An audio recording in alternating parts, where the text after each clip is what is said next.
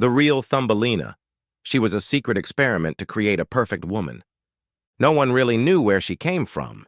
They said she was found in a flower, blooming in the smallest teacup of petals, no bigger than a thumb. But that part wasn't true. It never was. That story was created to keep people comfortable, to make them believe something magical had happened instead of something terrifying. Because Thumbelina wasn't born. She was made, designed, calculated down to the cell to be small, beautiful, obedient, a prototype. The first in a line of experiments meant to redefine womanhood itself. And the worst part? She didn't even know. It began in a place far from fairy tale forests, a facility buried beneath a mountain where science had long since stopped caring about ethics, where men in coats talked about legacy and evolution, and where the word perfect was used like a prayer. They had failed dozens of times, too tall, too loud, too emotional, too resistant, each subject discarded, erased, as though a life could be filed away like a failed formula. But then came her, subject L1NA. She survived the process. She adapted. She smiled. They marveled at her. How small she was, how graceful, how quickly she learned what pleased them. She sang when told, danced when asked, never questioned, never cried. The lead scientist called her Thumbelina, after some old tale his daughter used to love. It made it all seem whimsical, less monstrous, but something inside her was awake. She didn't understand it at first. A strange warmth in her chest when the doors locked. A buzzing in her bones when she saw another girl being taken away. Fear, yes, but also something sharper. Hunger, not for food or love, but for the truth. She began to notice things, the way the doctors flinched when she looked too long, the way they whispered behind glass. She was being watched, measured, expected to remain small, not just in size, but in spirit. One night, during what they called a sleep cycle reset, she wandered. Not by accident. She followed the buzz in her spine down steel corridors lit by red emergency lights, and she found the files, hundreds of them. Girls, all with names erased, reduced to letters and numbers, notes in the margins, too assertive, refused conditioning, terminated. Her hands shook as she flipped the pages, until she found her own, subject L1NA. Responsive, contained, unaware of deviation. Unaware. That word burned. She didn't remember what happened next. Only that when she woke, there was blood on the file room floor and a key card in her hand. She escaped, crawled through vents, ran through forests, found herself in a world that didn't believe in her, that smiled when she said her name and asked if she'd been plucked from a rose. She played along. What else could she do? The world wasn't ready to know what she was, that she had been made not for freedom, but for control, that someone out there was still looking for her, and that inside her, deep in her bones, wasn't just a song or a smile, but a secret waiting to break free. She didn't blend in, not really. People smiled at her like she was porcelain, something delicate and precious and breakable. They touched her hair without asking, told her she was adorable, said she reminded them of a doll or a bird or a child, never a woman, never a person, and always with a smile like they were giving her a compliment, not a cage. So she smiled back. She laughed softly. She played the role the world already believed. But inside, she was screaming. She slept in abandoned garden sheds and quiet church attics, learned to steal food without being seen, learned which shopkeepers were kind and which ones only helped if she smiled enough. She never stayed in one place long, and everywhere she went she listened, to gossip, to rumors, to the names whispered in the back rooms of science labs, and eventually she heard it, the name of the corporation that funded her creation, ORED Industries. The name meant nothing to most, just another logo on a pill bottle. But to her it was the key. They were still active, still building, still searching. She didn't know what they were looking for, but she knew who they wanted to find. Her. She began to change, slowly, quietly, teaching herself to move less like a doll and more like a shadow. She watched people, studied them, practiced how to ask questions without sounding too curious. She made a map in her mind of every city she passed through. She marked every place where a young girl had gone missing, because it was still happening. Girls, small, quiet, clever, disappearing without a trace, always near places connected to Oread. Some were orphans, some just poor. No one looked too hard. The world didn't ask where little girls went. She did. She started leaving messages, scratched into train station benches, tucked into the pockets of donated coats. Just a name, L1NA, and a question. Do you remember the music? And slowly, answers came back. First, a note under her pillow, left in a hostel she hadn't told anyone she was staying in. Then a paper folded into the pages of a book at a public library. Then a whisper, in the dark, from a girl no taller than her with eyes too old for her face. Yes, I remember. She wasn't the only one. There were others, not many, but enough. Some had scars. Others had voices that trembled when they spoke. But all of them remembered the cold floors, the bright lights, the tests, the way their names had been replaced by codes, and the song that had lulled them to sleep in metal beds, that they still heard sometimes in their dreams. They began to meet, in secret, in silence. They didn't know what to do, only that they were being hunted, that their bodies were no longer their own, and the world wasn't safe. Not because it didn't know the truth, but because it didn't care. It began again with the music, faint, distant, like a memory wrapped in static. At first, she thought it was just in her mind, a remnant of the lab's conditioning, something triggered by fear or exhaustion. But then the others heard it too. Not always the same melody, but the same feeling. A pulsing hum beneath the skin, a vibration in the ribs. It was calling to them again. Not to obey, but to awaken. Thumbelina stood at the edge of a lake one evening, watching the reflection of the stars ripple on the surface. And she felt it. Not music, not exactly, but something living inside her, something ancient and unfinished. It was power, raw and coiled, and it was hers. It had always been hers. But Oread had tried to bury it, to reprogram it, to use it. And now it was breaking loose. Her body began to change. Not in ways the world would see, not taller, not louder, but stronger, faster, sharper. She could feel the blood in her veins moving like it had a purpose. Her hearing sharpened. Her dreams deepened. Her instincts stopped whispering and started shouting. And she wasn't the only one. The girls she had gathered, those who remembered the music, began to change too. One could melt locks just by touching them. Another could see through walls. Another still could speak in languages she'd never learned. They were evolving, awakening, becoming something more than what Oread had tried to make them. But with evolution came danger. One night in a quiet village on the outskirts of Vienna, one of the girls vanished. No struggle, no blood, just gone. And in her place, a symbol carved into the wall, an eye within a gear. Oread's mark.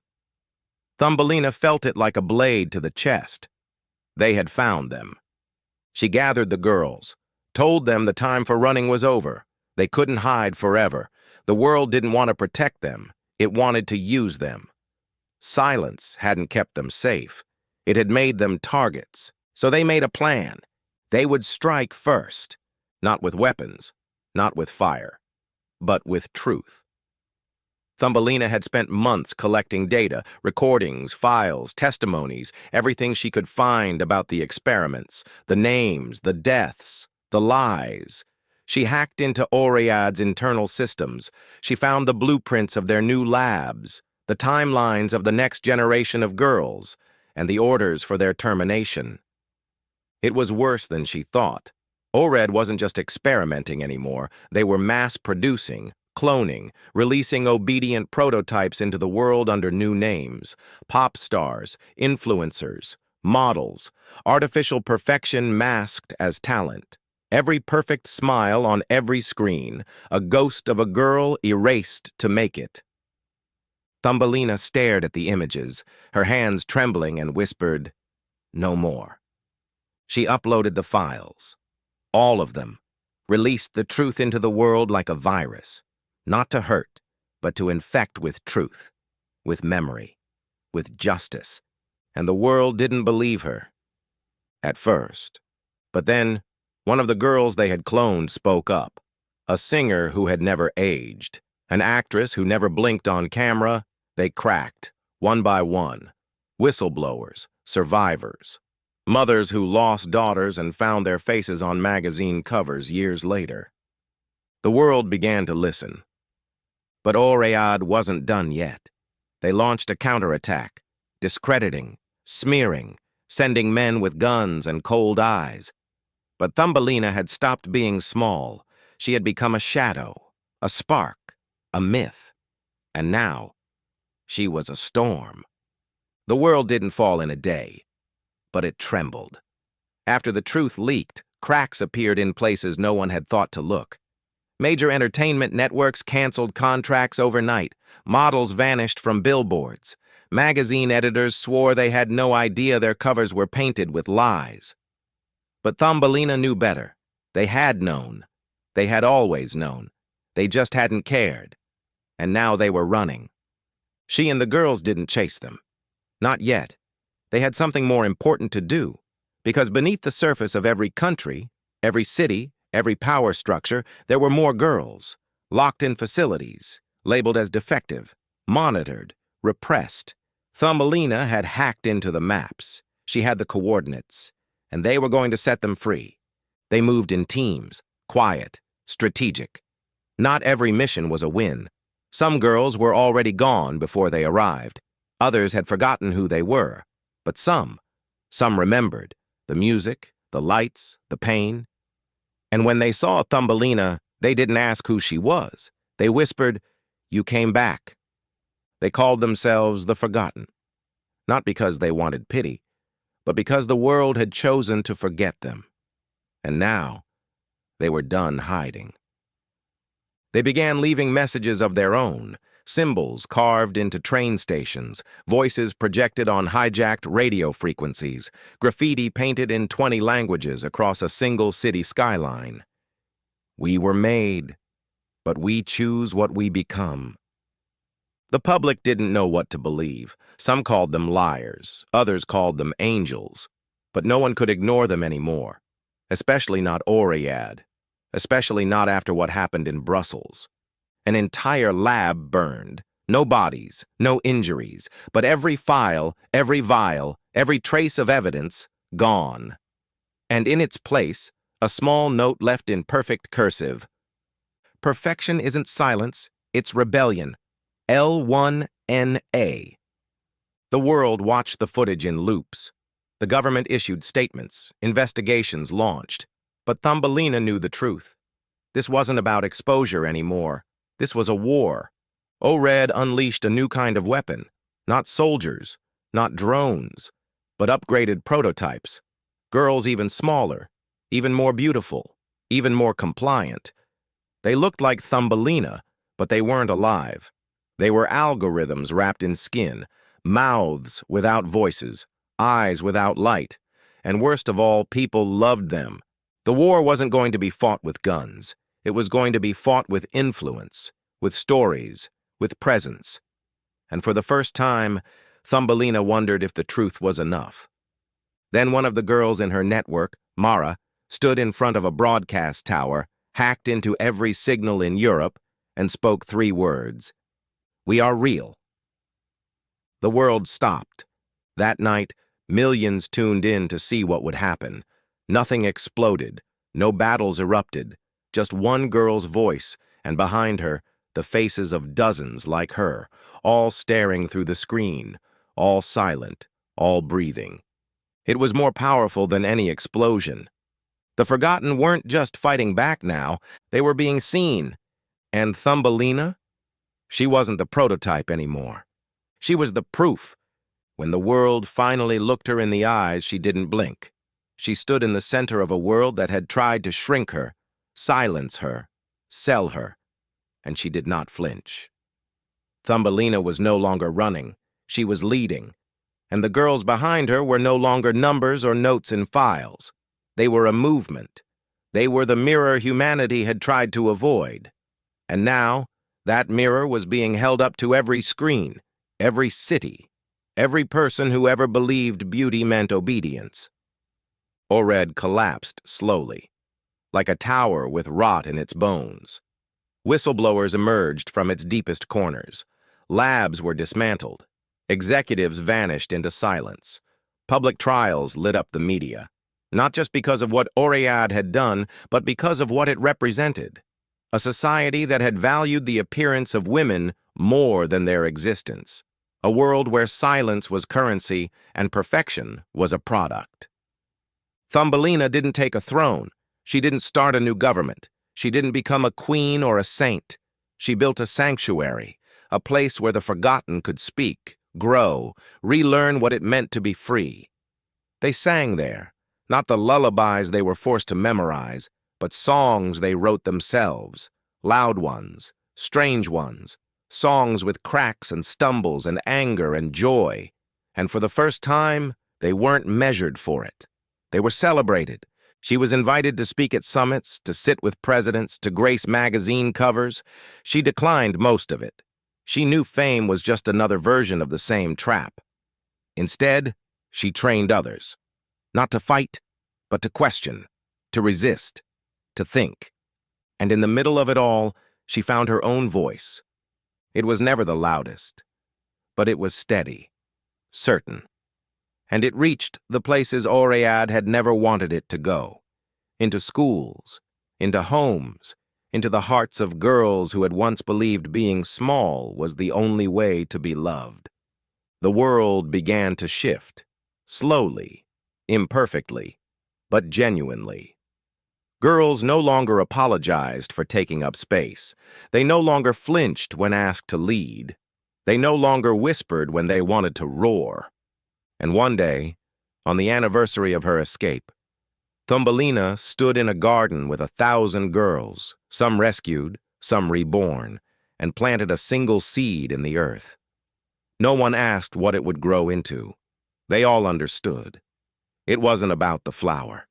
It was about the freedom to grow. She looked at them then, her sisters, her army, her legacy, and she smiled. Not the trained smile. The real one. The one no one had taught her. The one no one could take away. "We were made," she said, "but we made ourselves more." And in that moment, the world didn't just believe her story. It became part of it. Now, if that story made your heart beat just a little louder, if it made you think about who you are and who you're told to be, don't let it end here. Like this video. Share it with someone who needs to remember they weren't made to be quiet. Drop a comment if you've ever felt small in a world that wanted to keep you that way. And if you want more stories like this, about truth, about power, about the ones they tried to erase, go ahead and hit that subscribe button. Uncle Luke tells stories the world forgot, and he's just getting started.